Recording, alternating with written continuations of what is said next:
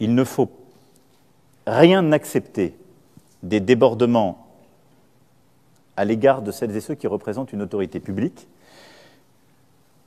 mais je ne veux pas, en quelque sorte, exagérer la portée de cet acte. Je m'explique.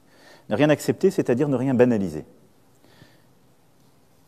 La violence à l'égard de celles et ceux qui sont dépositaires d'une autorité publique, soit parce qu'ils sont fonctionnaires ou élus de la République, est inacceptable. Elle est inacceptable pour les raisons que j'évoquais tout à l'heure.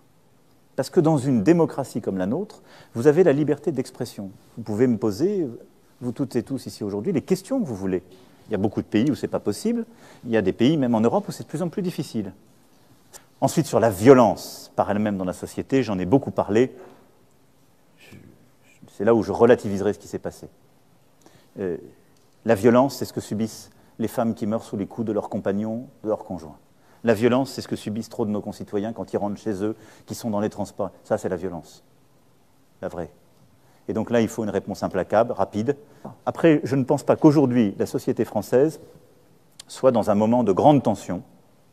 Je pense qu'il y a beaucoup de nos concitoyens qui sont fatigués par l'épidémie, qu'il y a chez certains de nos concitoyens de la peur, du doute, de l'anxiété, les conséquences de la solitude. Nous avons vécu des grandes phases de tension sociale. Il serait faux de dire que c'est le cas aujourd'hui.